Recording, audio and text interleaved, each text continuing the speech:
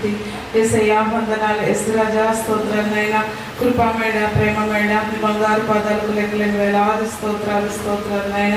మా దేవుడు, మా రక్షకుడు, మా విమోచకుడు నాయన. మా కోసం ప్రాణం పెట్టిన త్యాగమూర్తి నీకే స్తోత్రాలు. నిన్న నేడు నిరంతరము ఏకరీతిగా ఉన్న దేవా మీకే వందనాలు. స్తోత్రాలు ప్రభా. ఇదిగోనైనా ఈ భయంకరమైన దినాల్లోనైనా మమ్మల్ని అందరినీ క్షేమముగా ఉంచి ప్రభా. మరి ఈ పునరుత్థాన దినం రోజు ప్రభా నీ మందిర ఆవరణంలో చేరి ఇలాగూ నిన్ను స్తుతించడానికి నాయన మాకు ఇచ్చిన ధన్యతను బట్టి వందనాలు. స్తోత్రాలు నాయన. మరి ఈ దినాన్ని చూడలేక ఎంతో మంది గతించిపోయారు. వారికంటే గొప్పవారం కాదు కానీ ప్రభా నీవిచ్చిన ఉచితమైన కృప చేతే, ప్రేమ చేతే నాయన మమ్మల్ని ఇలా సజీవులుగా ఉంచి నిన్ను స్తుతించడానికి నాయన మాకు ఇచ్చిన ధన్యతను బట్టి మరి ఒకసారి వందనాలు స్తోత్రాలు చెల్లించుకుంటున్నాను రాజా. మీకే వందనాలు. ఏమిచ్చి మీరు రుణం తీర్చుకోగలం యేసయ్యా. దినమెల్లా మేము ఆడి పాడి స్తుతించినా తీర్చుకోలేము నాయన. మా రక్షణ పాత్రం చేతపుచ్చుకుని ఇలాగ స్తుతించుకు తప్ప ఏం చేయలేని వారు ప్రభా. మీకే స్తోత్రాలు ప్రభా. ఇదిగో నాయన మరి ముఖ్యంగా నాయన ఈ సంఘాన్ని మీరే దీవించి ఆశీర్వదించండి. ఎంతవరకు జరిగిన కార్యక్రమం అంతట్లో మీరే సహాయం చేశారు. ఇక జరగవలసిన కార్యక్రమం అంతట్లో అలాగే వాక్య ధ్యానంలో కూడా మీరే తోడుగా ఉండి సహాయం చేయండి నాయన. అన్నింటిలో మీ కృప చూపించండి ప్రభా. నీ సన్నిధి మా మధ్య ప్రకాశింపజేసి నాయన నీ ఆత్మతో మమ్మల్ని సంధించండి ప్రభా. నాయన వినగలిగే చెవులు, గ్రహించే హృదయాన్ని, అలాగే ప్రభా నీ వాక్యానుసారంగా జీవించండి నాయన. మాకు మనసును అనుగ్రహించండి. అటు నిగ్రహాన్ని కూడా దయచేయమని అడుగుచున్నాం ప్రభా. నీకే స్తోత్రం. ఇక్కడ చేరిన ప్రతి బిడ్డని పేరు పేరు చెప్పుని దీవించి ఆశీర్వదించండి ప్రభా. మరి నీ ఆత్మతో మమ్మల్ని నింపి సహాయం చేయండి. సమస్తాన్ని హస్తాలకు అప్పగించుకుంటూ వాక్యమైన ఆత్మీయ ఆహారంతో మమ్మల్ని నింపి బలపరిచి తృప్తిపరచమని యేసు అతి పరిశుద్ధంగా ఉన్న ప్రతి మారు పెట్టుకుని ప్రార్థన చేయించున్నాం తండ్రి. ఆమేన్.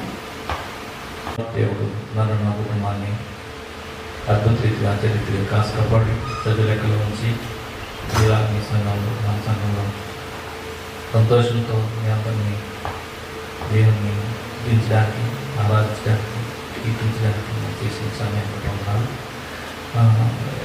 గత నెలలో ఎంతో ఇబ్బందులు, చాలా ఆరోగ్య విషయాల్లో కానీ, బంధుమిత్రుల విషయాల్లో కానీ, ఫైనాన్షియల్గా చాలా ఇబ్బంది పడ్డా.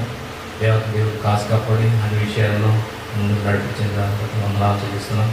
అన్ని విషయాల్లో కూడా సఫలీకృతం చేసి విజయాన్ని చేకూర్చి ఏ విధమైన ఇబ్బందులు రాకుండా కాసు కాపాడి రక్షించి ఏ రీతిగా నన్ను ఇక్కడ సంఘంలో నిలబెట్టిన విధానం బట్టి మమ్మల్ని ఆచరిస్తున్నా తెలుస్తున్నాం. మెసేజ్కి మమ్మల్ని మా చెల్లెలు అల్లుడు పిలిచినాడు. ఆ విషయం సుమత వెళ్ళి ఆడ ఓదార్చడానికి వెళ్ళింది. మా బాబు కొత్త రాత్రి వెళ్ళారు. వాళ్ళందరూ కూడా వాళ్ళని ఓదార్చి మళ్ళీ తిరగడానికి దేవుడు మంచి ప్రయాణాన్ని, మంచి సమయాన్ని సమకూర్చుతాను ఏసైతే ప్రార్థిస్తున్నాను. అందరూ కూడా మా గురించి, మా కుటుంబం గురించి ప్రార్థించాలని కోరుచున్నాను. దేవుడు ఈ సన్నదార్థం ఇచ్చినారు.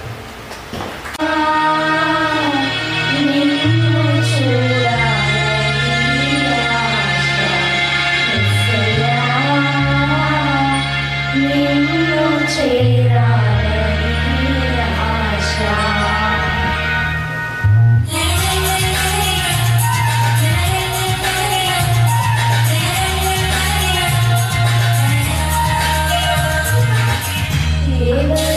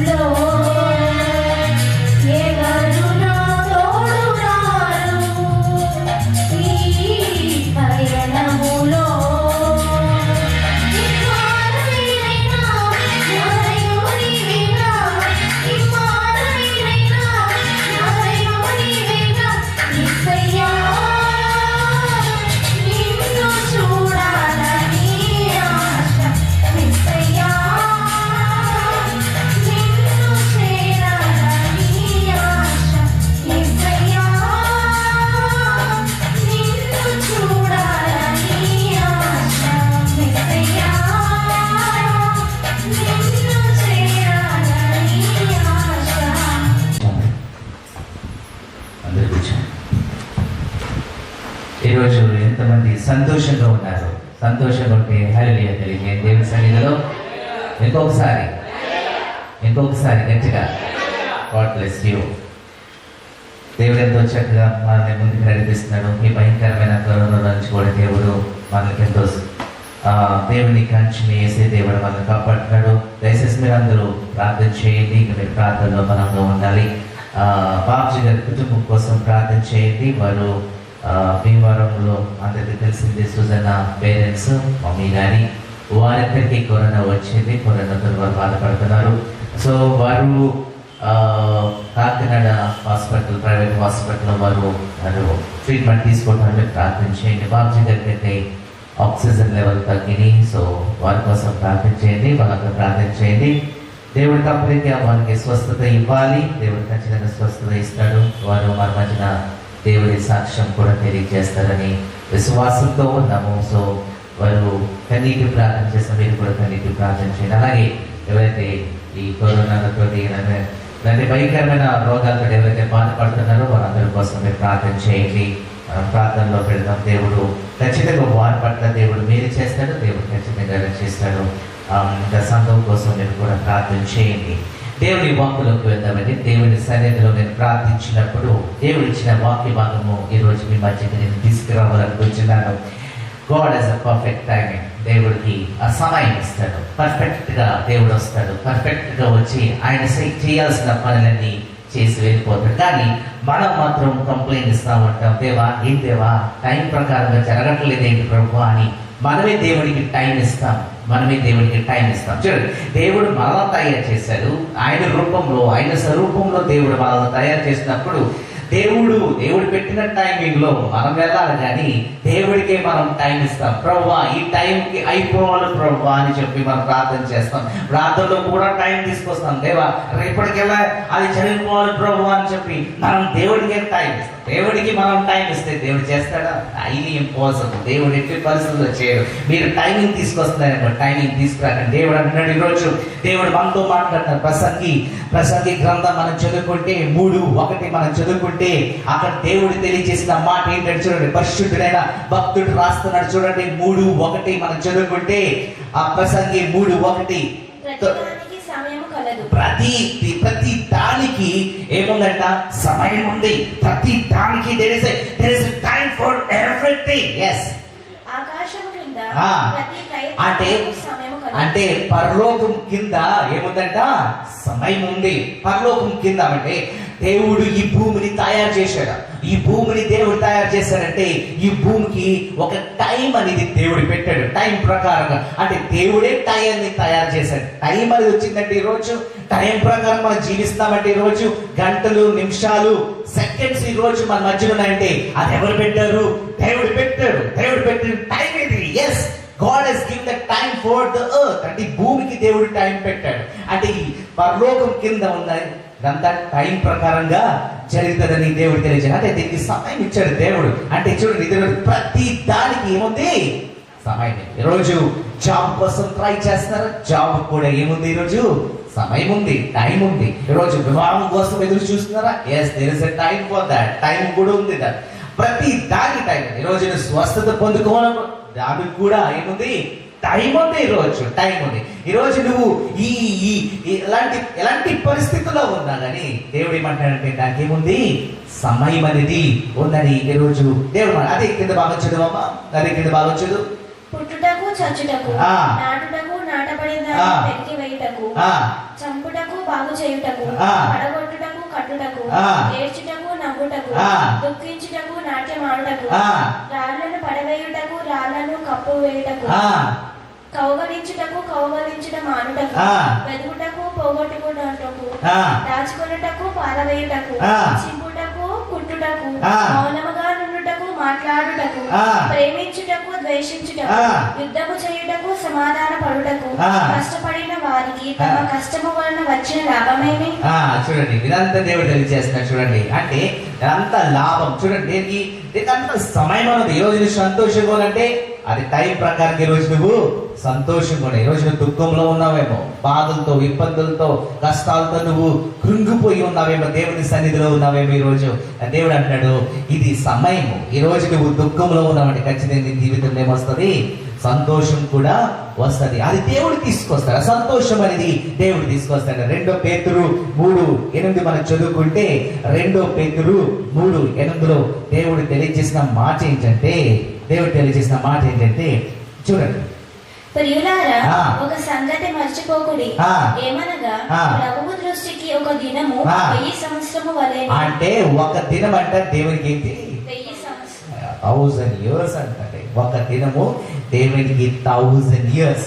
అండ్ 1000 years ఒక దినం వల్లే ఉండేనని అక్కడ భక్తులు మనకు తెలియజేస్తారు. 1 day is equal to 1000 years అంటారు. 1 day is equal to 1000 years అంటే దేవుడు పైన ఉన్నాడంటే పరలోకంలో దేవుడు ఉన్నాడు. పరలోకంలో దేవుడు ఉంటే పరలోకంలో 1000 years దేవుడికి భూమి మీద లాగా ఒక్క రోజుతో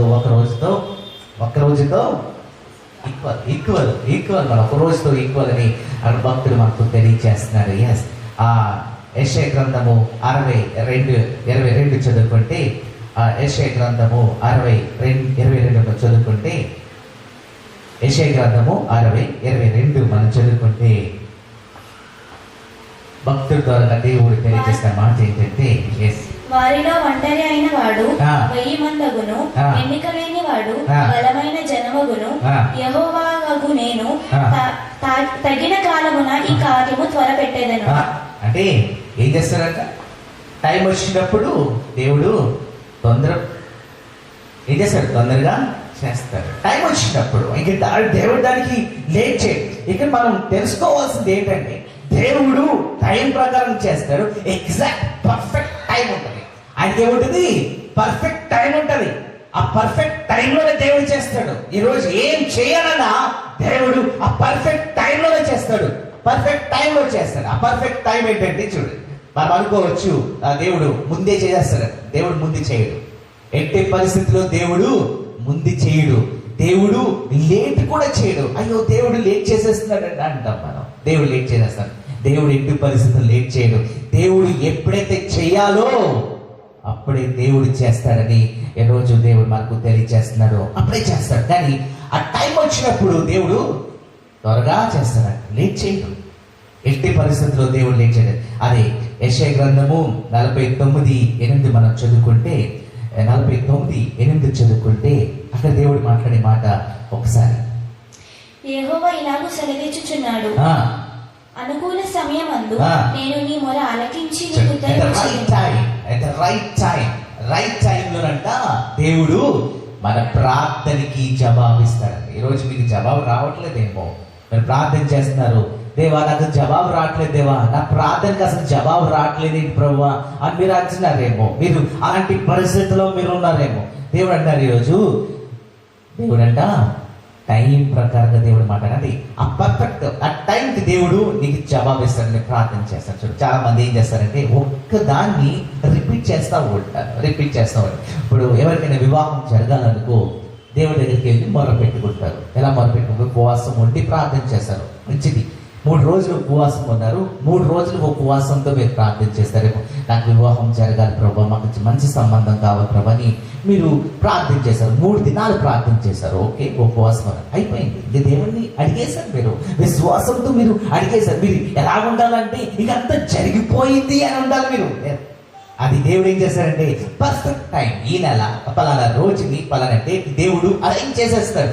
అది ప్రతి దినము ప్రార్థన చేసేది ఎలా ఉంటుందండి? మీకు మీ దగ్గరికి వచ్చి ప్రతిదినం అది డాడీ అయినా సరే, మమ్మీ అయినా సరే, మమ్మీ దగ్గరికి వెళ్ళి అమ్మ నాకు అది కావాలని రోజు అడిగితే ఎలా ఉంటుంది? మమ్మీ మీకు రెస్పాండ్ ఎలాగిస్తుంది? ఎలా ఉంటుంది? ఏంటి నన్ను ఇసుకిస్తున్నావేంటి? నువ్వు ఒకసారి చెప్పావు కదా సరిపోదా అంట. ఎవరైనా సరే ఒకసారి చెప్పవు సరిపోదా అని అంటాం. మనకే కోపం వస్తుంది. మానవుడిగా మనకే కోపం వచ్చినప్పుడు దేవుడు ఇంకెంత ఉందా? ఒక దాన్ని మనం ఏం చేస్తామంటే రిపీట్ చేస్తాం. నువ్వు దేవుడి దగ్గర రిపీట్ చేయకు. విశ్వాసంగా ఒక్కసారి దేవుడి దగ్గర అడుగు. ఉపవాసంతో అడుగుతావా లేదా విశ్వాసంతో అడుగుతావా? ఏ విధంగా నువ్వు అడగాలని కొంచెం మొరపెడతావా, కన్నీరు విడిస్తావా? అది నీ ఇష్టం. అది దేవునికి నీకు సంబంధం. ఆ కమ్యూనికేషన్ లో నువ్వు విశ్వాసంగా దేవుని దగ్గర అడుగు, ఒక్కసారి అడుగు నువ్వు. కానీ ఆ టైం వచ్చినప్పుడు దేవుడు దాన్ని చేస్తాడు. నువ్వు రిపీట్ చేయకు. వైద్యవాడు అంటే నువ్వు ఎందుకు రిపీట్ చేస్తావంటే జరగట్లేదని, దేవుడు ఎందుకు చేయట్లేదని. అరే దేవుడి మీద డౌట్ ఉంది కాబట్టి నువ్వు అది రిపీట్ చేస్తావు. నీ దేవుడి మీద డౌట్ లేకపోతే నువ్వు రిపీట్ చేయదని.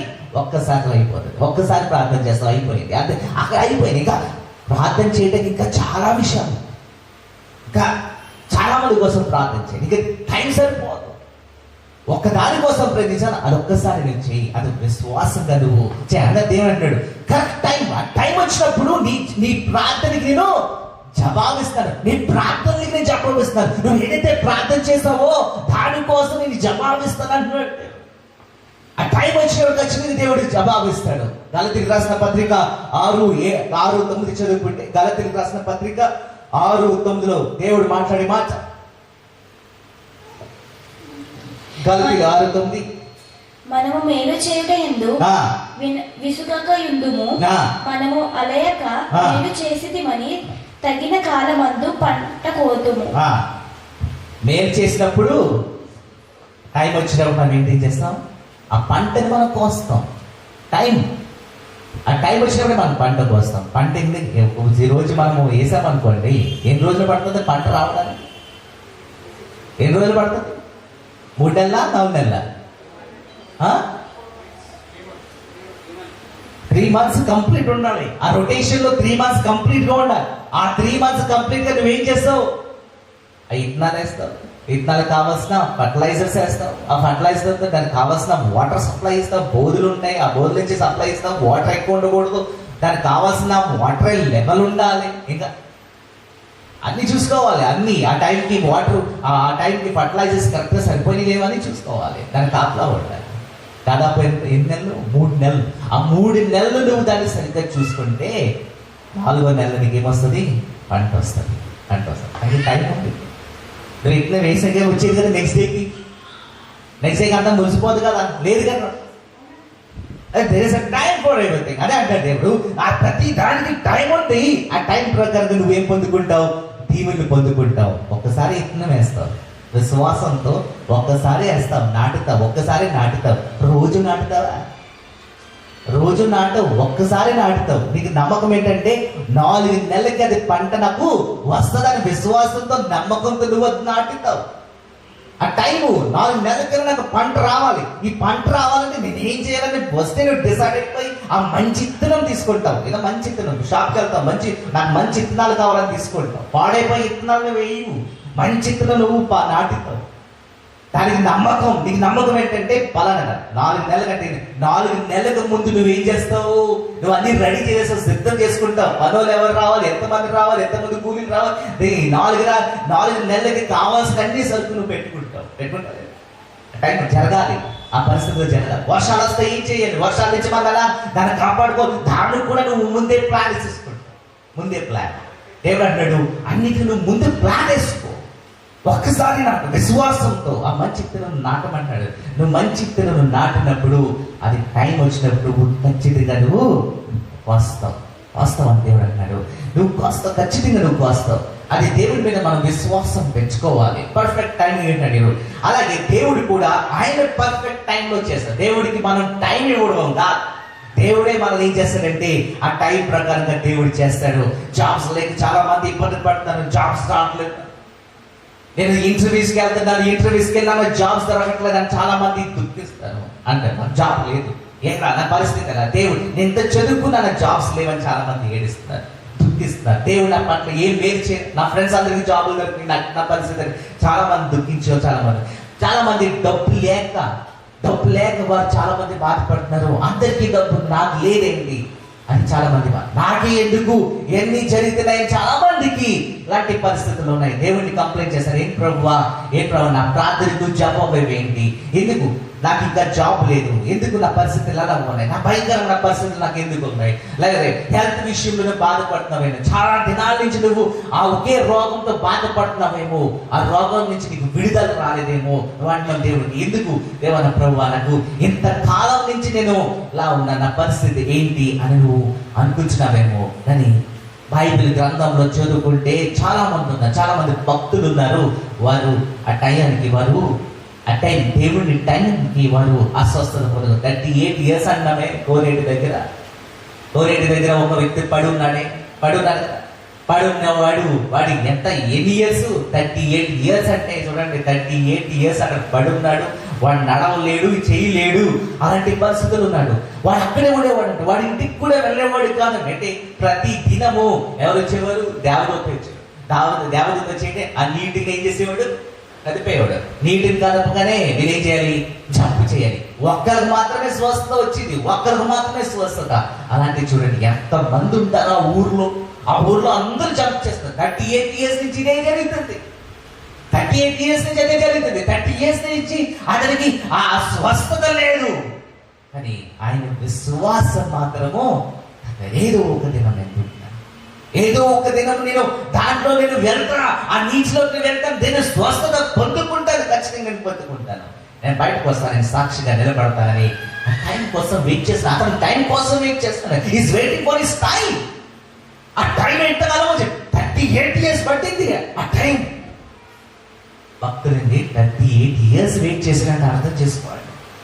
నడుము పడిపోయి ఉంది. ఇప్పుడు బైబిల్ ఇప్పుడు చూడండి, ఇప్పుడు హాస్పిటల్కి వెళ్ళామనుకోండి, ఒక నెల మంది పడుతారనుకో, వెనకంటే ఎలా ఉంటుంది? ఏమవుతుంది? పుళ్ళు వచ్చేస్తాయి, మీరు బ్యాక్ అంతా పెయిన్ వచ్చేస్తుంది, మీరు ఉండలేరు. మీరు కంటిన్యూస్గా ఉన్నావు ఒక 4 రోజులు పడిపోండి, ఈ స్పైనల్ కూడా అంతా పెయిన్ వచ్చేస్తుంది, మీరు ఇంకా పరిస్థితి చాలా భయంకరంగా ఉంటారు. అలాంటిది 38 years అంట. 38 years అలాగే పడి ఉన్నాడంట. కదవలేదు, కాలు లేదు, చేతులు లేదు, మెదట్లేదు. అలాంటి పరిస్థితిలో ఉండే వ్యక్తిని 38 years ఆ దుఃఖంతో ఉండి వెయిట్ చేశాడంట. 38 years. ఆ 38 yearsకి యేసయ్య వచ్చాడు. పర్ఫెక్ట్ టైమింగ్ వచ్చాడు. ఆ పర్ఫెక్ట్ టైమింగ్ చూడు, ఆ పర్ఫెక్ట్ టైమింగ్ లో చూడండి, యేసయ్య రాగానే చూడండి, అక్కడ దేవుడు అంటాడు చూడు, యేసయ్య మీద ఎంత నమ్మకం పెట్టుడు, విన్నాడు. అందుకని వెళ్ళలేడు, ఎక్కడిగా ఆ నీటి దగ్గరికే వెళ్ళలేడు, నీటిలోకి జంప్ చేయలేదు. అలాంటిది మెస్సయ్య ఎక్కడో ఉండి ఎలా యేసయ్య దగ్గరికి ఎలా చేరిపోతారు? నడవలేదు, తీసుకెళ్లే వారు కూడా ఎవరు లేరు. కానీ నా యేసయ్య చూడండి, ఆయన దగ్గరికి వచ్చాడు. అంటున్నాడు, నీకు స్వస్థత కావాలా? నీకు స్వస్థత కావాలా? Perfect timing. అక్కడ చూడండి, అందరూ రెడీ ఉన్నారు, జంప్ చేయడానికి రెడీ ఉన్నారు అందరూ. కానీ నా యేసయ్య ఆ జంప్ చేసేది వారి దగ్గరికి వెళ్ళే, ఎక్కడైతే 38 years విశ్వాసంతో పడి ఉన్నాడు చూడండి, వాడి దగ్గరికి వచ్చి అంటాడు, నీకు స్వస్థత కావాలా అంటాడు. ఆయన హృదయమును దేవుడు చూశాడు కానీ this is the perfect time.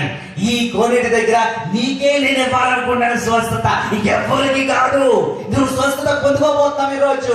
ఇది గొప్ప సాక్ష్యము నిలబడబోతుందని దేవుడు ఆ రోజుని తాకాడు. ఈ రోజు నువ్వు అలాంటి పరిస్థితిలో ఉన్నావేమో, ఏదో దుఃఖంలో నువ్వు ఉన్నావేమో, నీ జీవితంలో ఏది జరగట్లేదు నువ్వు ఉన్నావేమో. నా యేసయ్య నీ దగ్గరికి రాబోతున్నాడు ఈ రోజు. నా యేసయ్య నీ దగ్గరికి వచ్చి ఈ రోజు నీ చేయి పట్టుకోబోతున్నాడు. ఈ రోజు నీ పట్ల దేవుడు మేలు చేయబోతున్నాడు.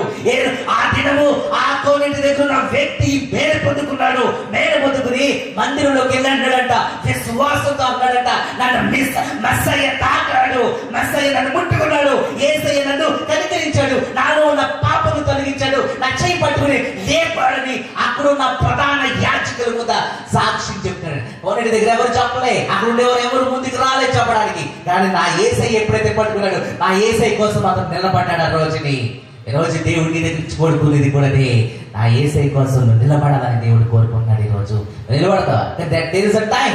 అది అద్భుతం చేయబోతున్నాడు దేవుడు నీ జీవితంలో. దేవుడు అద్భుతం చేయబోతున్నాడు. దేవుడు చేస్తే ఖచ్చితంగా దేవుడు చేస్తాడు. కానీ నీ జీవితాన్ని దేవుడు మార్చేస్తాడు. ఒక్క స్వస్థతో ఆ రోజున ఆ వ్యక్తి మారిపోయాడు. ఇంక గోనేటి దగ్గరికి వెళ్ళడం మానేశాడంట, గోనేటి దగ్గరికి వెళ్ళి దోవడం మానేశాడంట. అది ఇది వెయిట్ చేయాలి. దేవుడు అన్నాడు, నీకు టైం లేదు, నేనే నీకు టైం అంటాడు దేవుడు. నువ్వు అడిగితే కూడా ఒకే ఒక నిమిషంలో నేను అది చేయబోతున్నాను. ఇక చూడండి, జనము గోనేటి దగ్గర మానేసి ఎక్కడ చేరుకున్నారు? యేసయ్య దగ్గర పెద్ద క్యూ అయిపోయింది, పెద్ద క్యూ. ఆ ఆ రోజున ఏసై కూడా జనాల్ని ముట్టుకోవడానికి టైం లేదు, అంతమంది వచ్చేసారు ఏసై దగ్గరికి. ఇంకా చేసయ్యా అక్కడి నుంచి వెళ్ళిపోయినట్టు బైబిల్ గ్రంథం. ఆ రోజు చూడండి ఎంత 38 years అనుకున్నాను, ఇంకెవరు ఏమీ చేయలేడు అనుకున్నాడు, కానీ స్వస్థత పొందుకున్నాడు. చూడండి, స్వస్థత పొందుకున్నాడు. రోజు దేవుడు మనతో మాట్లాడుతున్నాడు, మనం మేలు పొందుకుంటాం, కానీ దానికి ఏముంది? పర్ఫెక్ట్ టైం అండి, పర్ఫెక్ట్ టైం.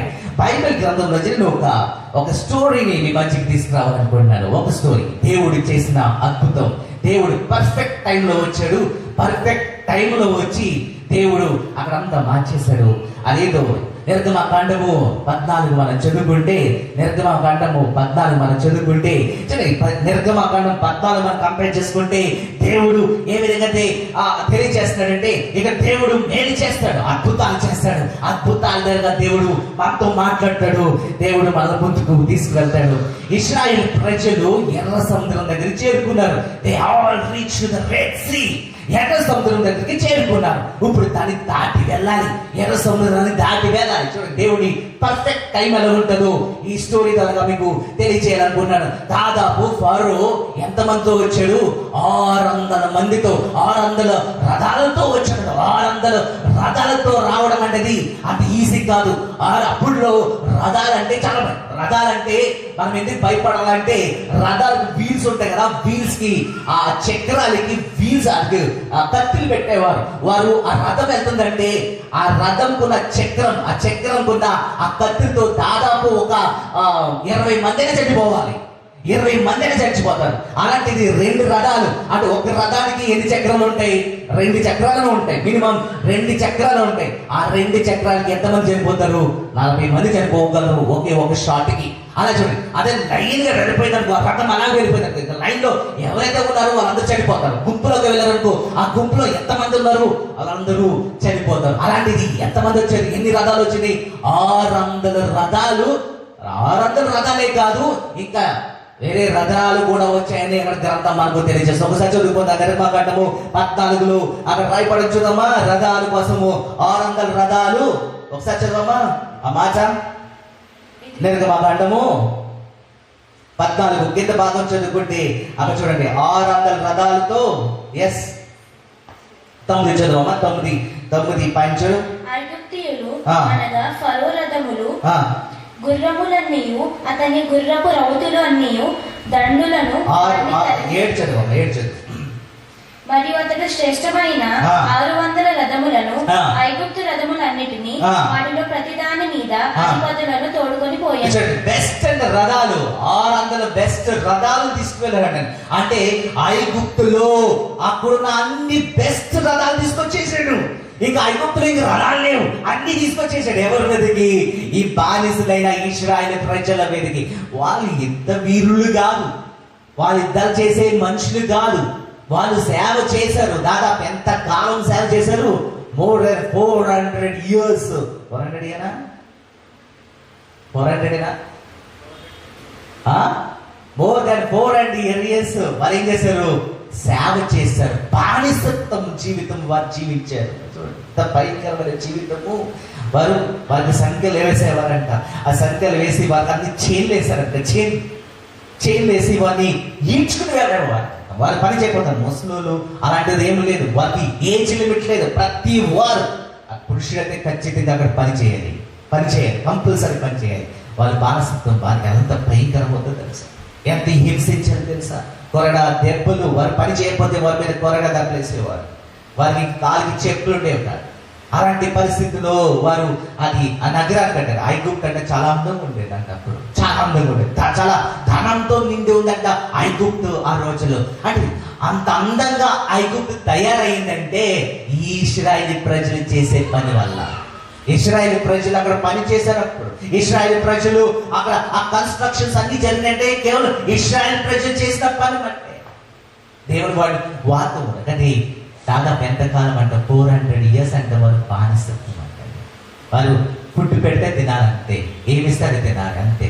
వచ్చే ఆ ఫరో ఏ చెప్తే అదే చేయాలి.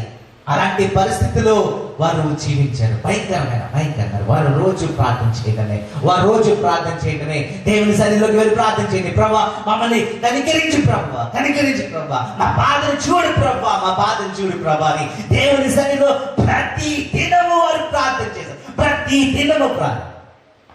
దేవుడు వారు మాట విన్నాడా లేదా? మోషేతో అన్నాడు, నా ప్రజల మొరని నేను విన్నాను. మోషే నువ్వు వెళ్ళి రక్షించు, నా ప్రజల్ని నడిపించు మోషే, నేను నిన్ను వాడుకోబోతున్నాను మోషే అనే రోజు దేవుడు మాట్లాడాడు. ఆ కొండ మీద దేవుడు మాట్లాడాడు. కానీ ఆ బాధ చూడండి, ఎంత బాధతో వారు విశ్వాసులు ప్రార్థించారేమో ఆ రోజుని. విశ్వాసులు ప్రార్థన దేవుడు విన్నారు. ఆ మొర నా దగ్గర చేరుకుంది. వారి బాధను నేను చూడలేను. This is a perfect time. వెళ్ళాలి, ఈ రాజు నుంచి, ఈ ఫరో నుంచి నువ్వు రక్షించాలని దేవుడు మోషే పంపించాడు. మోషే అక్కడ అద్భుతాలు చేశాడు. ఎన్నో అద్భుతాలు చేశాడు. దేవుడు చేసిన అద్భుతాలు అంతే. 10 తెగులు తీసుకొచ్చాడు. 10 తెగులతో చాలా హింసించాడు. ఫరోని చాలా హింసించాడు. ఆ హింసతో అక్కడ దేవుడు ఏం చేశాడు? బయటకు తీసుకొచ్చాడు కదా. ఇప్పుడు ఎర్ర సముద్రం దగ్గరకు వచ్చాడు. అందరూ ఎర్ర సముద్రం దగ్గర వెయిట్ చేస్తున్నారు. దేవుడు పర్ఫెక్ట్ టైమింగ్ ఏంటో ఈ రోజు నేను మీకు తెలియచేయాలనుకుంటున్నాను. ఎర్ర సముద్రం దగ్గర చేరుకున్నారు. ఇప్పుడు ఏమవ్వాలి? 2 రూట్లు ఉన్నాయి అక్కడ. దేవుడు ఇప్పుడు 2 రూట్లు ఇస్తాడు మీకు. 2 రూట్లు ఇస్తాడు. ఆ 2 రూట్లు వచ్చి నువ్వు దేవుని మార్గంలో ఉన్నావా లేదా అపవాది మార్గంలో ఉన్నావా అనేది. మాకెప్పుడు 2 మార్గాలు కనపడతాయి. ఏ మార్గంలో నువ్వు ఉన్నావు? దేవుడి మార్గంలో ఉన్నావంటే ఏ అడ్డొచ్చినా దాన్ని దేవుడు తొలగించేస్తాడు. ఆయన టైమింగ్ లో మొత్తం ఏదొచ్చినా దాన్ని తొలగించగలడు. ఏమొచ్చినా తొలగించగలడు. అది అపవాది మార్గంలో ఉంటే ఇంకా దేవుడే ఉన్నాడు అక్కడ. ఇంకా అపవాది చూసుకుంటాడు. నువ్వు అపవాది దారిలో లేడు కదా. ఇక మోషే అక్కడ చేరుకున్నాడు. ఇప్పుడు ఇశ్రాయేల్ ప్రజలు అక్కడ చేరుకున్నారు. ఇశ్రాయేల్ ప్రజలు మోషేతో దేవుడు మాట్లాడే మాట ఏంటో ఒకసారి చూద్దామా? 14:1-4 దాకా చదువుకుందాం. 1-4 దాకా చదువుకుందాం. మరియు యెహోవా మోషేతో ఇలాగ సెలవిచ్చెను, ఇశ్రాయేలు తిరిగి పిహాహిరోతు ఎదుటను అనగా మిగ్దోలుకు సముద్రమునకు మధ్యనున్న బయల్సెఫోను నెదుటను దిగవలెనని వారితో చెప్పుము. దాని ఎదుట సముద్రమునొద్ద వారిని దిగవలెను. ఫరో ఇశ్రాయేలును గురించి వారు ఈ దేశంలో చిక్కబడి ఉన్నారు, అరణ్యము వారిని మూసివేయునని అనుకొనున్నది. అయితే నేను ఫరో హృదయమును కఠినపరిచెదను, అతడు వారి తరమగా నేను ఫరో వలనను అతని సమస్త సేన వలనను మహిమ తెచ్చుకొందును. నేను యెహోవా అని ఐగుప్తులందరూ తెలుసుకొందురనెను. వారు అలాగూ దేవుడు మాట్లాడుతున్నాడు. మోషేతో దేవుడు మాట్లాడే మాట ఏంటంటే, నేను ఈ ఫరో సైన్యం అంతా ఏం చేయబోతున్నాను? నాశనము చేయబోతాను. అది ఫరో చూడాలి. అది ఆ మరణము ఫరో చూడాలి. ఆ మరణము ఫరో మీదకి రావడము ఆయన ఎక్స్పీరియన్స్ అవ్వాలి. అది నేను ఆయనకి చూపించాలనుకుంటాను. Yes is going to see. ఎక్కడికి వెళ్ళాలి? ఎర్ర సముద్రం దగ్గర చేరుకు. అక్కడే నా మహిమ చూడబోతున్నాడు. అక్కడే ఇశ్రాయేల్ ప్రజలు నా మహిమ చూడబోతున్నారు. అక్కడ ఫరో కూడా నా మహిమ చూడబోతున్నారు. And it's going to be there. అక్కడ అది జరగబోతుంది. ఇది ఎవరు చెప్పాడు? మోషే చెప్పాడు. అంటే ఇప్పుడు చూడండి, మనం కూడా మోషే లాంటి వారమే. మనం కూడా మోషే లాంటి వారి జీవితమే. మనం ఎప్పుడు ఎక్స్క్యూజెస్ ఇస్తూ ఉంటాం. ప్రభా ఈ రోజు కదా ప్రభా, రేపు పెట్టుకో, ఈ రోజు వర్షం వస్తుంది, ఈ రోజు ఎండ ఎక్కువ ఉంది, నేను బయటికి వెళ్ళలేను, ఈ రోజు పలానా ఇంకా వేరే పని ఉంది, ఆ పని చూసుకుని వచ్చేస్తాను ప్రభా, నేను టైం చేరుకుంటాను ప్రభా అని మనము ఏమిస్తాం? సాకులు ఇస్తూ ఉంటాం. దేవుడు ఎవరికి? దేవుడికి మనము టైం పెట్టుకుంటాం. పలానా దేవుడికి మనం టైం ఇస్తాం. దేవుడికి మనం టైం ఇచ్చి మనము మన టైం ప్రకారంగా మనం రన్ చేసుకుంటాం. మన టైం ప్రకారం మనం రన్ చేసుకుంటే మన పట్ల మేలు మాత్రం 8% జరగదు. ఈరోజు మీరు దేవుడికి టైం ఇస్తారేమో, దేవుడికి మీరు టైం ఇచ్చారంటే మీ జీవితంలో జరగాల్సిన అద్భుతాలన్నీ ఆగిపోతాయి. అది రావాల్సిన టైంలో ఎట్టి పరిస్థితుల్లో రావాలి. ఈరోజు దేవుడు మాట్లాడుతున్నాడు. ఎట్టి పరిస్థితులు మోషేకి అంటున్నాడు, నేను అది చేయబోతాను. ఆ ఎర్ర సముద్రం దగ్గర నేను అద్భుతం చేయబోతాను. మోషే చెప్పలేదు అది 2 భాగాలు అయిపోతుంది, 2 పాయలు అయిపోతుందని మోషే చెప్పలే. ఏం అద్భుతం చేయబోతున్నాడు అది ఆయనకి తెలియదు, మోషే తెలియదు. కానీ మోషేకి మాత్రం ఒక కాన్ఫిడెన్స్ ఏంటంటే అక్కడ ఆ టైంలో ఆ సమయంలో దేవుడు అద్భుతం చేయబోతున్నాడు. అది ఇశ్రాయేలు ప్రజల పట్ల దేవుడు అద్భుతం చేయబోతున్నాడు. ఇశ్రాయేలు పట్ల దేవుడు అద్భుతం చేయబోతున్నాడు. ఇశ్రాయేలు ప్రజలు దేవుడిని రక్షించబోతున్నాడు. అక్కడ ఫరో అది చూడబోతున్నాడని ఎవరు తెలుసుకున్నారు? మోషే తెలుసుకున్నాడు. మోషే తెలుసు. కానీ ప్రజలు ఏమంటారు? కింద భాగంలో చదివితే మమ్మల్ని ఇక్కడికి ఎందుకు తీసుకొచ్చావు? కోపంతో మనం అంటామో లేదు, ప్రభు నేను ఎందుకు ఇక్కడ తీసుకొచ్చాడు ప్రభు, లేదంటే భయంకరమైన ప్లేస్ కింద తీసుకొచ్చాడు ప్రభు అని ఒకసారి మనము కంప్లైంట్స్ ఇస్తా ఉంటాం దేవుడి మీద. ఒక రోజుని ఒక వ్యక్తి దుబాయ్కి వెళ్ళిపోయాడు. వీసా వస్తుందంటే నా ఫ్రెండ్స్ అందరూ మంచి జాబ్లో ఉన్నారు, వాళ్ళకి ఎంతో మంచి సంపాదించేస్తారంటే ఇక్కడ ప్రార్థన చేశాడు. అది దుబాయ్లో జాబ్ వచ్చేసింది, ఇంకా వీసా వచ్చేసింది, అంతా వచ్చేసింది, వెళ్ళిపోతే అనుకున్నాడు ఏదో మంచి ఆఫీస్లో మంచి జాబ్ అనుకున్నాడు. వెళ్ళాడు, తెలియదు అక్కడ ఏ జాబ్ ఇస్తారో కూడా తెలియదు. ఇక్కడ వెళ్ళిపోయాడు జాబ్ అని దుబాయ్ అని కూడా వెళ్ళిపోయాడు. వాడు ఏం చూస్తే వాడు ఏం చేయాలంట, ఒంటిలికంట ఒంట్లు ఉన్నాయి కదా, ఆ ఒంట్లు అది ఆ వేస్ట్ అంతా వస్తుంది కదా, ఆ వేస్ట్ అంతా తీసి మొక్కలుగా వేయాలి. అదే వాడు జాబ్. ఇది మొక్కలుగా వేస్ట్ అంతా తీసి ఆడు ఆ పని చేస్తున్నాడంట. ఒక రోజు ఫోన్ చేస్తే ప్రధాన పని భయంకరమైన పరిస్థితులు, ఎండలో పని చేయాలి. ఏం చేయాలంటే ఈ వేస్ట్ అంతా తీసి అక్కడికి రోజు దేవుడిని అక్కడ పెట్టాడేమో, అలాంటి పరిస్థితులు దేవుడు పెట్టాడేమో. కంప్లీట్గా దేవుడి టయానికి ఏమవుతుంది, అంతా మారిపోతుంది అన్నప్పుడు ప్రార్థన చేస్తాడు. భయంకరమైన కరోనా వచ్చింది కదా, ఈ కరోనాకి అక్కడ ఒంటలు లేవంట, ఒంట్లన్నీ వెళ్ళిపోయినాయి అంట. అక్కడ ఎవరు దాన్ని చూసుకుంటారు లేవు, అవన్నీ వెళ్ళిపోయినాయి అంట. అతను తీసుకొచ్చి డైరెక్ట్ ఎక్కడ పెట్టారు, ఆఫీస్ రూమ్లో పెట్టారంట. ఆపరేటింగ్ చేయని ఒక ఆపరేటర్గా చేసాడంట. అలా 2 నెలలు ఆపరేటర్గా చేశాడంట. ఆ 2 నెలలు ఆపరేట్ చేసిన షేక్ వచ్చాడంట, your doing a very good job and I'm going to make you the manager అన్నాడంట. మేనేజర్ 1 yearలో ఏమేమి మారిపోయినాయి చూడండి. అది దేవుడు, అదే ఒంటరికి వచ్చిన అది ఆ వేస్ట్ అంతా నేను చేసి జాబ్ చేయలేదు. ఆ రోజు నీ విశ్వాసము విడిచిపెట్టి వెళ్ళిపోయి ఉంటే రోజు మేనేజర్ అవుదా? దేవుడు అక్కడ పెట్టాడంటే నీకు ట్రైనింగ్ ఇస్తున్నాడు. అక్కడ ట్రైనింగ్ ఇస్తాడు. నువ్వు ఎవరికి మేనేజరు, అలాంటి వాళ్ళందరికీ నువ్వు మేనేజర్ అవుతున్నావేమో ఈ రోజు. అంటే ఫస్ట్ నువ్వు అక్కడి నుంచి వస్తే వారి మనసు ఏంటో నీకు తెలుస్తుంది, వారి బాధ ఏంటో నీకు తెలుస్తుంది. అలాంటి వాళ్ళని నువ్వు చూడగలవు, అలాంటి వాళ్ళని నువ్వు మేనేజ్ చేయగలవు. నీకు ఆ ఎక్స్పీరియన్స్ లేనప్పుడు నువ్వు వాళ్ళని ఎలా మేనేజ్ చేయగలవు?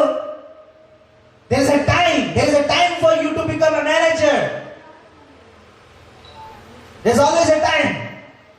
జోసెఫ్ చూడండి, జోసెఫ్ ప్రధానమంత్రి అవ్వాలంటే ఫస్ట్ బానిస జీవితంలో ఎక్స్పీరియన్స్ అవ్వాలి. బానిసలు ఎలా ఉంటారు, వాళ్ళ కష్టాలు ఏంటో చూడాలి. ఆ రాజు కోటలు అంటే ఆ 44 కోట ఎలా ఉంది, అక్కడ ఎలా ఉన్నారు, 44లో ఎలా ఉంటారు, వాళ్ళ భార్య ఎలా ఉంటారు, అవన్నీ నేర్చుకోవాలి, అవన్నీ చూడాలి. ఆ పాప ఎలా ఉందో చూడాలి. అలాంటి ఈ జీవితంలో నీకు ఒక టెస్ట్, ఈ టెస్ట్ నువ్వు పాస్ అవ్వదు.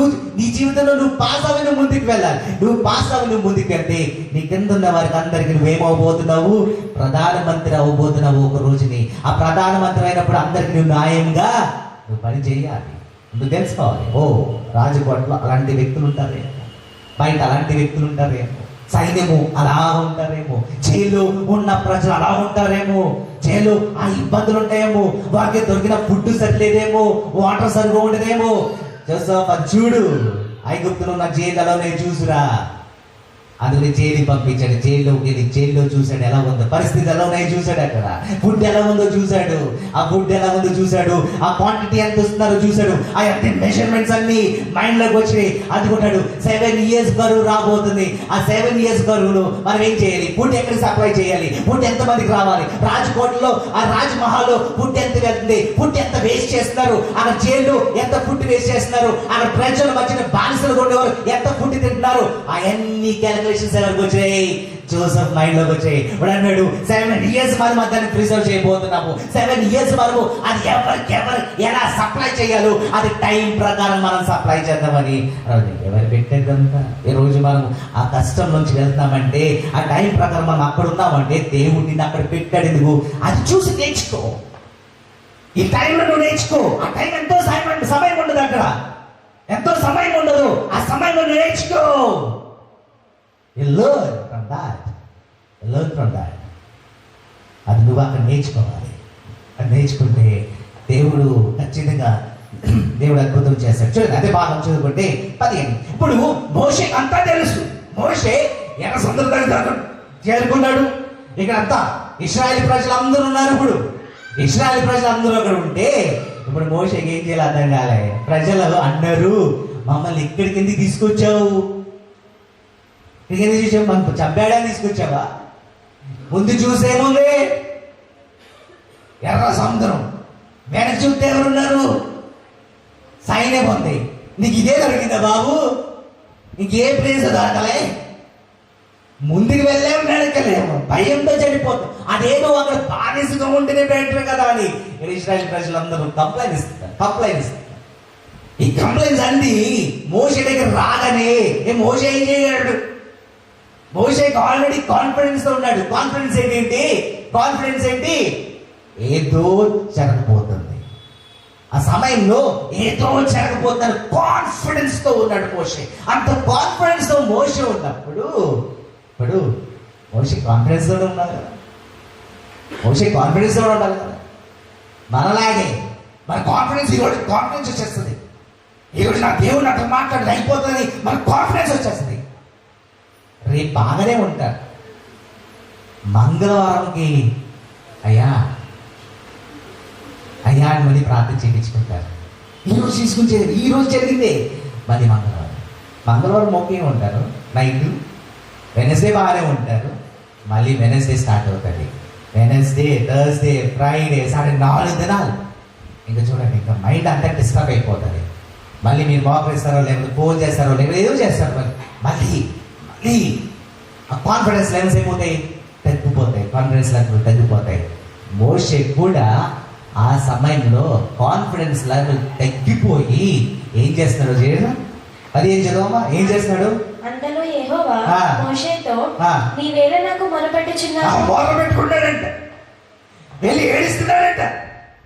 అరే దేవుడు చెప్పండి, నేను అద్భుతం చేయబోతున్నానని మొదటి లైన్లో చదువు. 1, 4, 1, 2, 3, 4లో చదువు. అది ఇప్పుడు 15లోకి వచ్చినప్పటికి 15వ వచ్చినప్పటికి నేను మోషే మొరపెట్టుకున్నాడు. ఏం చేస్తున్నాడంట? దేవుడి దగ్గరికి వెళ్ళి ఏం చేస్తున్నాడు? అయ్యా ఏంటి దేవా ప్రభువా, ముందేమో ఏడు సముద్రం, వెనకేమో సైన్యము, ఏదో అద్భుతం చేస్తాడు. ఏంటి ప్రభు? ఏడుస్తూ మొదలు మనలాగే ఏడ్చేస్తున్నాడు. ఏమన్నా నువ్వు ఎలా మొదలు పెట్టుకుంటావు? ఎలాగా? ఇప్పుడే కదా నీకు ఆల్రెడీ తెలియజేశాను కదా మోషే అంటాడు. చదువు. సాగిపోడి అని ఇశ్రాయేలుతో చెప్పుము, నీవు నీ కర్రను ఎత్తి ఆ సముద్రం. చదువు. అంతలో యెహోవా మోషేతో, నీవేళ నాకు మొరపెట్టుచున్నావు, సాగిపోడి అని ఇశ్రాయేలుతో చెప్పుము. వెళ్ళిపో ముందుకి. ఎక్కడికి? ముందు చూస్తే ఏముంది? ఎర్ర సముద్రం. వెళ్ళిపో. ఏం చేస్తున్నాడు? ఏం చేయాలి అర్థం కావట్లే. ఏం చేస్తున్నాడు అన్నాడు.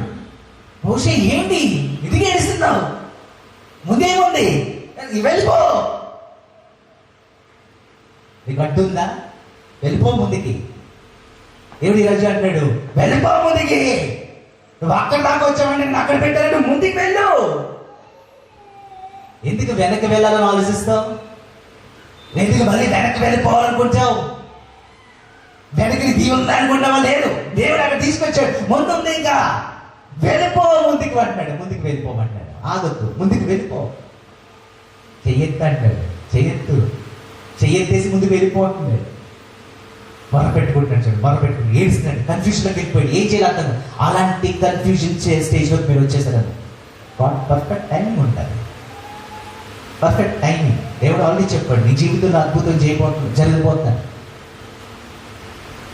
31st నైట్ వచ్చిందంటే అందరికి వాగ్దానం కాదు, అందరికి వస్తాయి.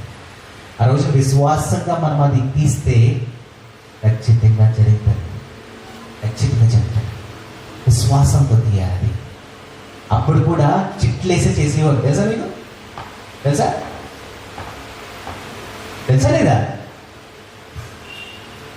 ఇప్పుడు సౌలుని ఎలా సెలెక్ట్ చేశారు? సౌలు ఎలా సెలెక్ట్ చేశారు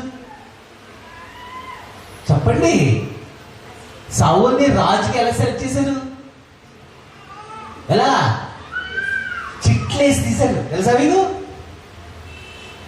చిట్లేసి తీశారు. దేవుడు ఆల్రెడీ సెలెక్ట్ చేశాడు, అదే విషయం. ఫస్ట్ ఆల్రెడీ దేవుడు సెలెక్ట్ చేసేసాడు, ఆల్రెడీ సమయాన్ని పంపించేశాడు, అభిషేకం ఇచ్చేసాడు, అయిపోయింది. కానీ నెక్స్ట్ చాప్టర్ లో చూస్తే వారు ఏం వేశారంట?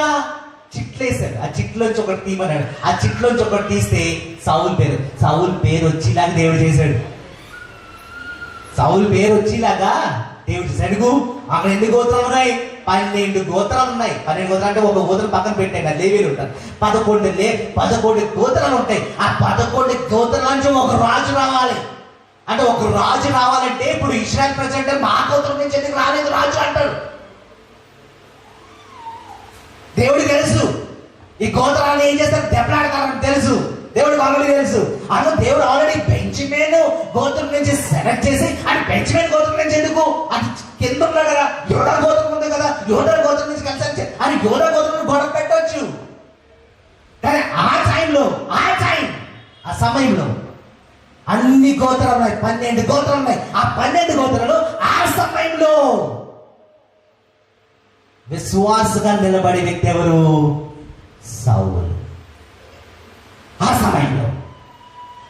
సమయంలో దేవుడు కనపడే వ్యక్తి ఎవరు? సౌలు ఒక్కడే కనపడ్డాడు.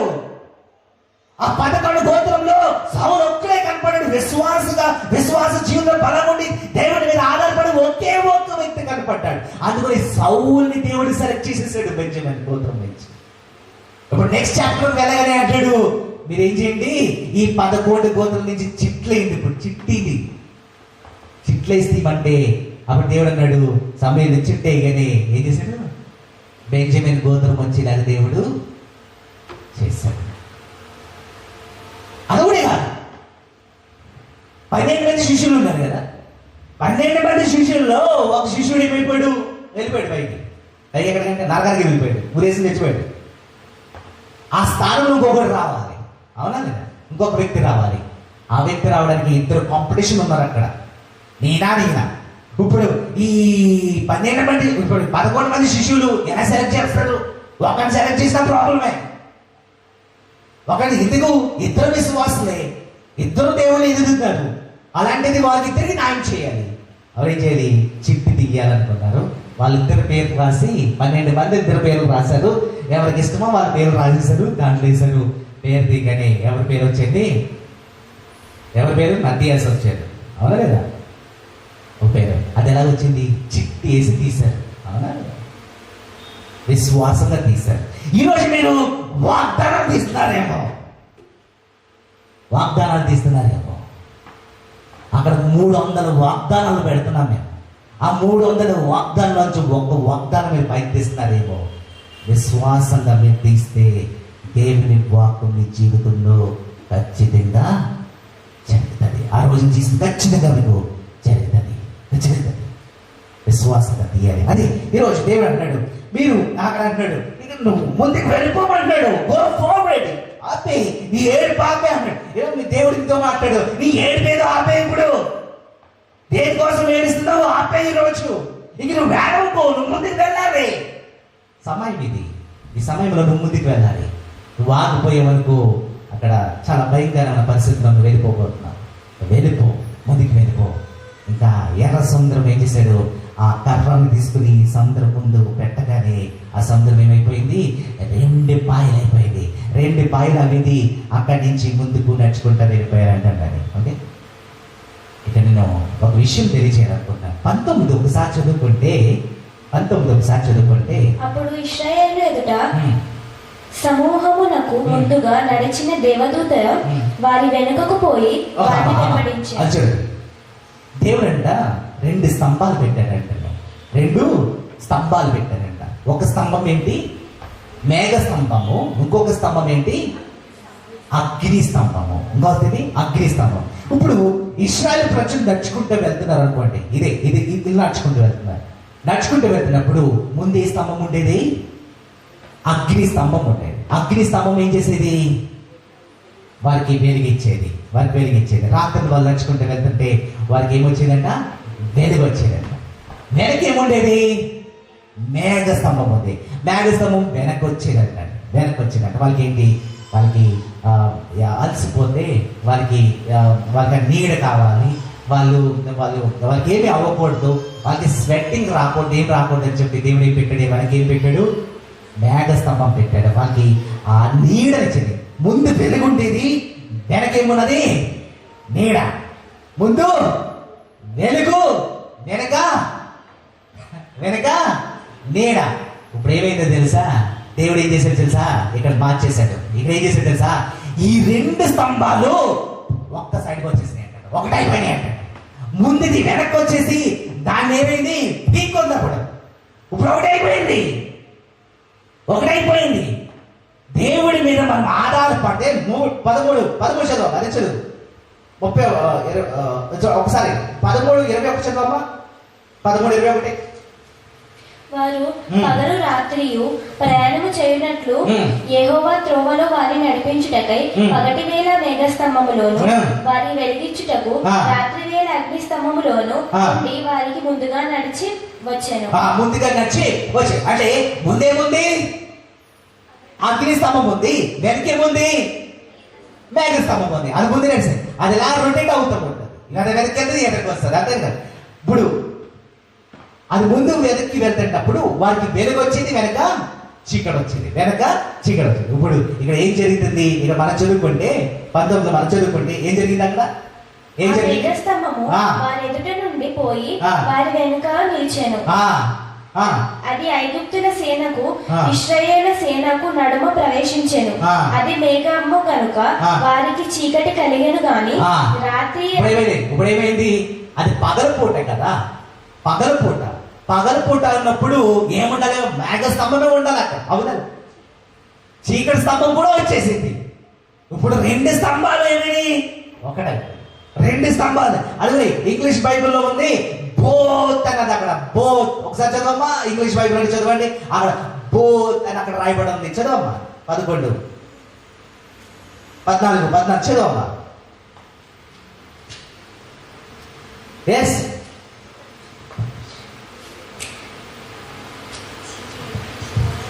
19 చదవండి.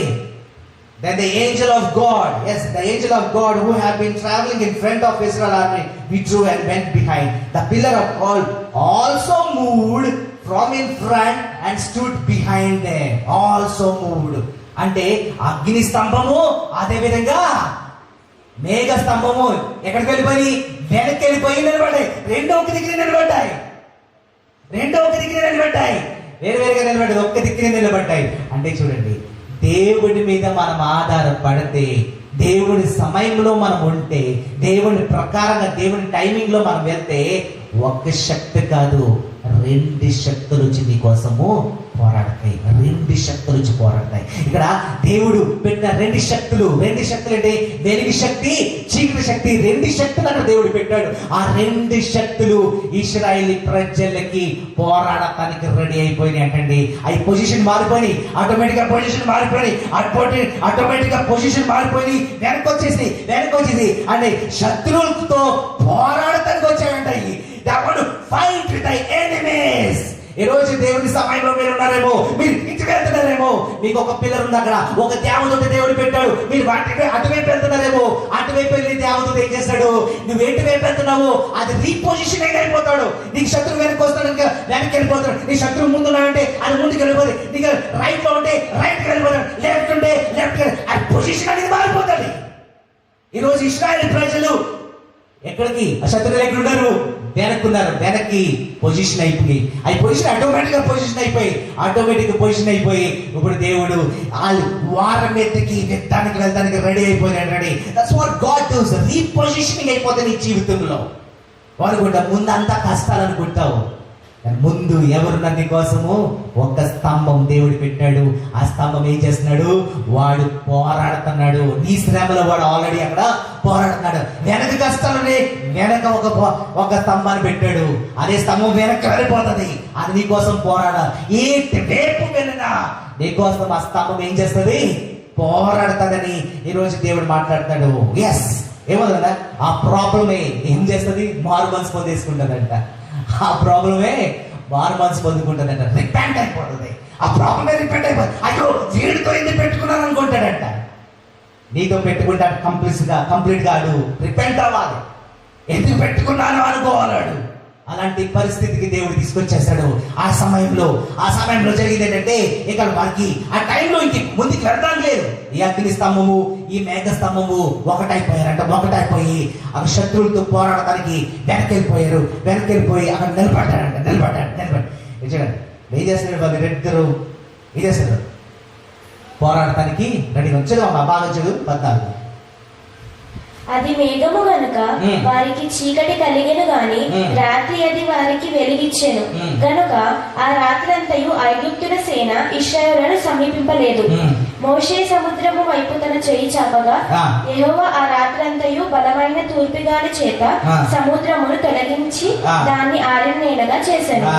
నీరు విభజింపబడగా ఇశ్రాయేలు సముద్రం. ఆ సమయంలోనే ఏం జరిగింది? అక్కడ ఏం పంపించాడు? గాలిని పంపించేశాడు. వెంటనే గాలిని కూడా పంపించేశాడు. అదే సమయంలో అంతా జరిగిపోతుంది. వారు అనుకున్నారు ఇక ముందు ప్రాబ్లమ్స్ ఉన్నాయి, ఏం చేయలేమనుకో. అప్పుడు గాలిని కూడా దేవుడు తీసుకొచ్చాడు. అదే సమయంలో దేవుడు ఆ గాలిని తీసుకొచ్చాడు వారి కోసము. ఈ రెండు పిల్లర్స్ కూడా, ఈ 2 స్తంభాలు కూడా పొజిషన్ తీసేసుకున్నాయి. అన్ని పొజిషన్ ఉన్నాయి. చూడండి, దేవుడు పర్ఫెక్ట్ టైమింగ్ అక్కడ పెట్టాడు. ఆ టైమింగ్ ఎలా ఉన్నాయంటే అన్ని మారిపోయింది, రిపొజిషనింగ్ అయిపోయింది. వారు ఏ పొజిషన్కి వెళ్ళాలో ఆ పొజిషన్కి వెళ్ళిపోయి నిలబడ్డాయి. అంతే, నిలబడిపోయింది. పొజిషన్ అన్ని మారిపోయింది. పొజిషన్ మారిపోయి అక్కడ నిలబడిపోయింది. యాక్షన్ లో ఉన్నాయి. ఇప్పుడు జరగబోయేది అంతా యాక్షనే. నీ జీవితం ఏం కష్టంగా ఉందనేమో, భయంకరమైన పరిస్థితుల్లో మనం ఇంకే ముందుకు వెళ్ళలేమనుకుంటారు. అలాంటి పరిస్థితుల్లో దేవుడు నీ జీవితంలో రీపొజిషన్ చేసేస్తాడని, రీపొజిషన్ చేసేస్తాడు. అన్ని రీపొజిషన్ చేసి ఒక దగ్గర దేవుడు పెడతాడనమాట. దేవుడు పెడతాడు. చూడండి, మిగిలింది. ఇప్పుడు దేవుడు అంటాడు, నీ ప్రాబ్లం కోసం నువ్వు ఏడవద్దు అంటాడు. Don't come to me with a cry. Moshe, నువ్వు ఎందుకు ఏడుస్తున్నావు? ఏడవు. నువ్వు నా పెట్టవి, నువ్వు ఎందుకు ఏడుస్తున్నావు? నేనే ఇక్కడ తీసుకొచ్చా. నువ్వు నా నమ్ముకున్నావు. నువ్వు ఇక్కడ ఉన్నావంటే నా వల్ల నువ్వు ఇక్కడ ఉన్నావు. నువ్వు ఎందుకు ఏడుస్తున్నావు? నువ్వు ఏడవు. ఈరోజు నువ్వు ఏడవు. ఏడ్సే పొజిషన్లో నువ్వు ఉన్నావు, ఏడవుతున్నావు. దేవుడు దాన్ని మార్చేయబోతున్నాడని దేవుడు మాట్లాడుతున్నాడు. 14:23 చూడు. ముగించుకుందాం. 23 చూడమ్మా. ఐగుప్తులను, ఫరో గుర్రములను, రథములను, రౌతులను వారిని తరిమి సముద్రం మధ్య చేరిరి. అందరూ ఎక్కడ చేరుకున్నారంట? సముద్రం మధ్యకి చేరుకున్నారు. ఎవరు? ఫరో సైన్యం అంతా. ఎంత దూరంలో ఉన్నాడు తెలుసా? ఎంత దూరంలో ఉన్నాడు? వీళ్ళు ఇశ్రాయేలు ప్రజలైతే శత్రువు ఎక్కడున్నాడు? అంత దగ్గరలో ఉన్నాడంట. అంత దగ్గరలో ఉన్నాడు. మనం అనుకుంటాము వాడు ఎక్కడో ఉన్నాడు, శత్రువు ఎక్కడో ఉన్నాడు, మనం ఎక్కడున్నాం కదా, మధ్యన దేవుడు ఉన్నాడు అనుకుంటున్నాడు. వాడు ఎక్కడున్నాడు? పక్కనే ఉన్నాడు. ఇప్పుడు ఇశ్రాయేలు ప్రజలు ఇది పక్కకి వచ్చేసాడు. పక్కన ఉన్నాడు. ఇప్పుడు ఇది పరో పక్కన ఉన్నాడు. వారికి డిస్టెన్స్ చాలా తక్కువ. వచ్చేసాడు. 6 మీదకి వచ్చేసాడు. 6 నేల మీద వారు ఉన్నారు. 6 నేల మీద వారు రథాల మీద 600 రథాలతో వారు ముందుకు వెళ్తున్నారు. ఇక దగ్గరకు వచ్చేసారు. ఇక ఇశ్రాయేలు ప్రజలు అనుకున్నారు, భయంతో ఉన్నారేమో, అయిపోతారు. ఆ సమయంలో ఇక మేము అయిపోయింది, ఇక మా టైం అవుట్ అనుకుంటారేమో. టైం అవుట్ అనుకుంటాం కదా. నా టైం అయిపోయిందిరా బాబు అంట. ఇంకొచ్చేసింది, నా టైం అయిపోయింది, ఇంక నా పని అంత, జీవితం అయిపోయింది, ఇంక ఇక్కడతో అంత చాప్టర్ క్లోజ్ అంటాం. నా జీవితం ఇక్కడ ఈ రోజుతో ముగించబోతుంది అని మనం అనుకుంటాం. ఆ టైం అయిపోయింది అనుకుంటాం. ఆ టైం దాకా దేవుడు తీసుకొచ్చారు. ఆ సమయం దేవుడు ఇక వచ్చేసారు. ఇప్పుడు మనం 10 Commandments ఒక సినిమా వచ్చింది. మోషే అందరూ చూసాను, చిన్నప్పుడు నేను చూసాను. అది మంచి గ్రాఫిక్స్ తోటి ఆ సినిమా తీస్తారు. ఆ సినిమా తీసినప్పుడు అది అక్కడ ఏం జరిగిందంటే ఇశ్రాయేల్ ప్రజలు అందరూ నడుచుకుంటూ వచ్చేస్తాక అప్పుడు ఫరో స్టార్ట్ అవుతాడు. ఫరో స్టార్ట్ అవ్వడం మంచి దారిలో అక్కడ మనము ఆ సినిమా చూస్తే ఎలా కనపడుతుంది అంటే వీళ్ళందరూ దాటి వచ్చేసి ఎక్కడ ఉన్నారు? ఇటువైపు ఉంటారు. కానీ ఫరో ఎక్కడ ఉంటాడు? అటువైపు ఉంటాడు. ఎటువైపుని? ఆ సముద్రం అటువైపు ఉంటాడు. ఆ సైన్యం అంతా అటువైపు ఉంటారు. ఇక్కడ ఇశ్రాయేల్ ప్రజలేమో ఇటువైపు ఉంటారు. కనుక మోషే కంట ఏం కనపడ్డది? కింద భాగంలో చూస్తే వారు ఎక్కడికి వచ్చారంట? కింద భాగం చూద్దామా, వాళ్ళు ఎక్కడ దాకా చేరుకున్నారు? అయితే వేకోజామున యెహోవా అగ్ని మేఘమై స్తంభము నుండి ఐగుప్తుల దండు వైపు చూచి ఆ దినమున యెహోవా ఐగుప్తుల చేతిలో నుండి ఇశ్రాయేలును రక్షించెను. ఇశ్రాయేలు చచ్చిన ఐగుప్తులను సముద్ర తీరమున చూచిరి. ఎక్కడ చూసారంట? సముద్ర తీరాన చూసారంట. షోర్ లో చూసారు వాళ్ళు. అంటే ఎక్కడున్నారు వాళ్ళు? అటువైపు ఉన్నారా ఇటువైపు ఉన్నారా?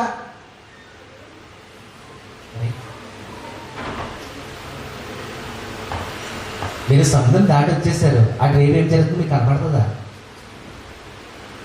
అటువైపునే మీకు సముద్రం ఒడ్డున ఏమైనా కనపడతాయా? ఎటువైపున కనపడతాయి? ఇటువైపున కనపడతాయి.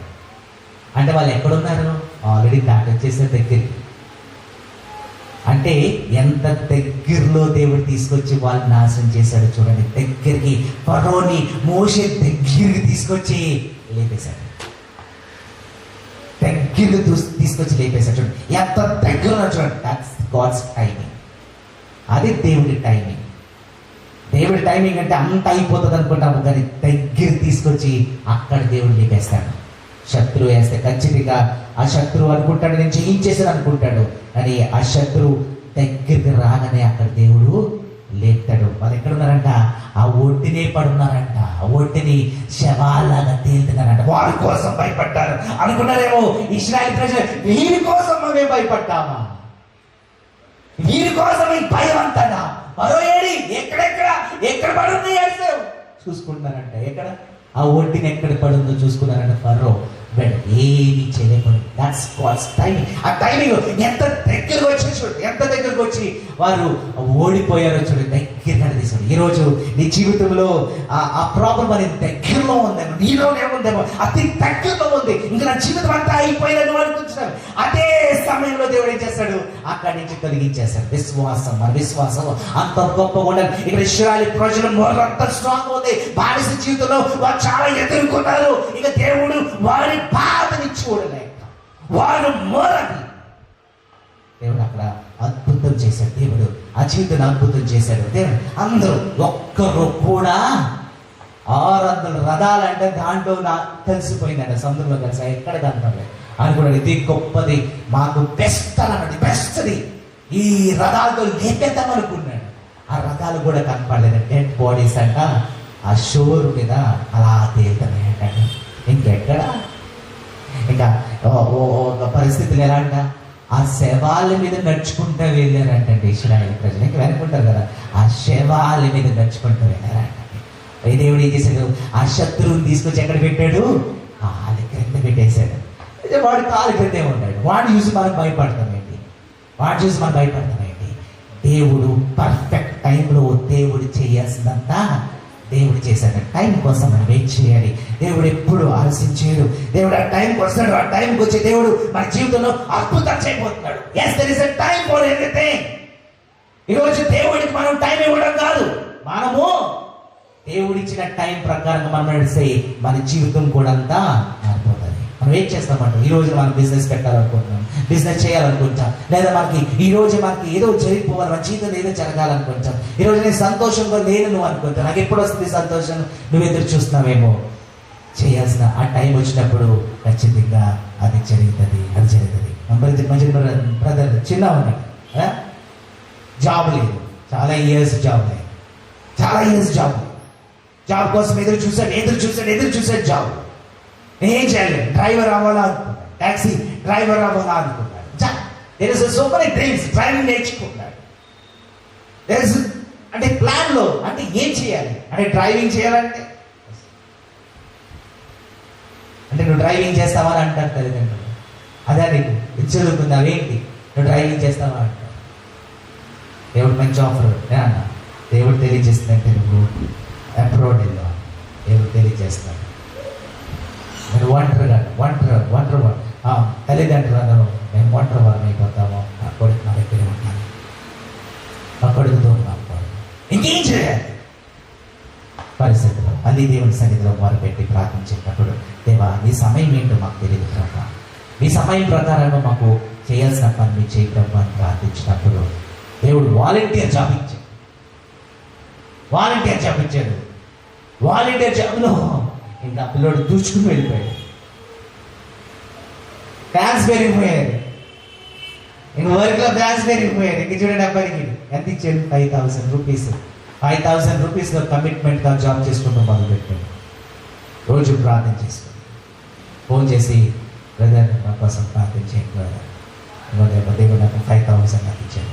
ఈ 5,000 ఇదిగో నా 5,000 ఫస్ట్గా దర్శన భాగం నేను సన్నిధిలో నేను పంపించిపోతాను. ఇటువంటి ఈ 5,000 వచ్చిన శాలరీ నుంచి దాంట్లో వచ్చి దర్శన భాగం తీసి మొదటిది దేవుని సన్నిధిలో పెట్టి మరి తల్లిదండ్రులు అంటే ఎంతకాలం ఈ 5,000 ఇంకెంతకాలం? ఈ సమయం ఏదో రావాలి. ఈ సమయం నుంచి ఈ 5,000 నుంచి ఏదైనా పెరుగుతాడా? ఇంకేమైనా ఉందా? ఇంక ఈ సమయం ఎప్పుడు? ఇంక ఇదే నా జీవితము. అమ్మా నేను చదువుకుంటానండి, ఇంకా నేను ఎగ్జామ్స్ రాస్తానండి. చదువు ఎగ్జామ్స్ చదువు, దట్స్ వెరీ ఇంపార్టెంట్. ఎగ్జామ్స్ చదువుతాం, ఇంకా ఎగ్జామ్స్ కూడా రాస్తాం, దాంట్లో కూడా ఫలితం వస్తాం మొదలు పెట్టాయి. ఎగ్జామ్స్లో కూడా ఫలితం లేదు. సమయం దేవుడు ఇచ్చిన సమయం. ఆ సమయంలో నువ్వు ఎగ్జామ్స్ రాస్తే రిజల్ట్ కూడా అన్ని క్లియర్ ఉన్నాయి. సబ్జెక్ట్స్ అన్ని క్లియర్ ఉన్నాయి. ఎస్ వాట్ డస్ సడన్ గా ఒక రోజు నీ కాల్ వచ్చింది, నువ్వు విజయవాడ చేయి, నీకు జాబ్ ఓ చేసి అన్నాను. విజయవాడ జాబ్ అంటే వెళ్ళిపోవాలి. It's wait for 5 days in praying God. అది జాబ్ వచ్చిందని నువ్వు పరిగెట్టకు. ఆ జాబ్ నీదంటే నీ జాబ్ అక్కడే ఉంటుంది, నువ్వు పరిగెట్టకు. ముందుకు వెళ్ళాలంటే దేవుణ్ణి మనం ముందు పెట్టుకుని మనము వెళ్ళాలి. 5 దినాలు ప్రార్థన చేస్తాం. 5 దినాలు దేవుణ్ణి పెట్టి ఇది దేవుడిదేనా, ఇది దేవుడి ఇచ్చిన సమయమైనా దేవుని సన్నిధిలో ప్రార్థన చేస్తే అక్కడ దేవుడు తీసుకెళ్ళి ఆఫీస్ రూమ్లో దేవుడు పెట్టాడు. ఎస్ ఆ 5,000 నుంచి ఎంత అయిపోయింది? 22,000 శాలరీ అయిపోయింది. ఇప్పుడు ఆ 5,000 అనుకుని అక్కడ ఆ జాబ్ విడిచిపెట్టాడు దేవుడు. ఆ వాలంటీర్ దేవుడి పెట్టాడు. Training period 5 months 6 months training period. ఆ ట్రైనింగ్ పీరియడ్ లో ఉంటారు దాకా 1 year 6 months 8 months training period పెట్టాడు. అందరూ వెళ్ళాలి, అందరి దగ్గర చూసుకోవాలి, పెద్దలు అనుకుంటారు. You have to. ఆ ఎక్స్పీరియన్స్ నీకు వర్కౌట్ అవుతున్నప్పుడు ఆ ఆఫీస్లో సిఐడి ఆఫీస్లో ఈ నీడ్ టు ఎక్స్పీరియన్స్. ఆ పైన పొజిషన్ కింద పొజిషన్ వాళ్ళు మాట్లాడతారు, ఈ మాట్లాడతారు, అవన్నీ తట్టుకోవాలి. ఇప్పుడు ఇట్స్ ఎక్స్పీరియన్స్. మనుషులు ఎలాగే మనము హ్యాండిల్ చేసిన all experience. God puts that experience. 8 నెలలు ఎక్స్పీరియన్స్ ఇచ్చినాక మళ్ళీ ఆ పోస్ట్ లో దేవుడు తీసుకెళ్ళి పెట్టాడు. Yes God gives that position. ఆ పొజిషన్ ఇస్తాడు. ప్రపంచంలో నరసింహ బ్రదర్ నరసింహ ఆ బ్రదర్ జాబ్ కోసం గవర్నమెంట్ పోస్ట్ కన్ఫర్మ్ అవుతాకి ఎన్ని తిప్పలు పెట్టారు. But there is a time. అది అవుతుందా ఎస్ అవుతుందా. కానీ ఆ టైం ఆ సమయంలో వినలేదా? ఆ సమయంలో గాడ్ డస్. ఆ దేవుడు అద్భుతం చేస్తాడు. అద్భుతం ఆ సమయం వచ్చినప్పుడు చేస్తాడు. కానీ ఆ సమయం కోసం మనం ఏం చేయాలి? వెయిట్ చేయాలి. ఆ సమయం కోసం మేము వెయిట్ చేస్తే ఆ దేవుడు అద్భుతాలు చేస్తాడు. అద్భుతాలతో మనం అక్కడ నిలబడతామని ఇక్కడికి వెళ్ళలేము. అక్కడ అద్భుతాలతో మనం ముందుకు వెళ్తాం. Yes God does the miracle in our life. దయచేసి అందరూ లేచి నిలబడండి. దేవుడు ఈ రోజు మనతో మాట్లాడాడు. God does in his perfect timing.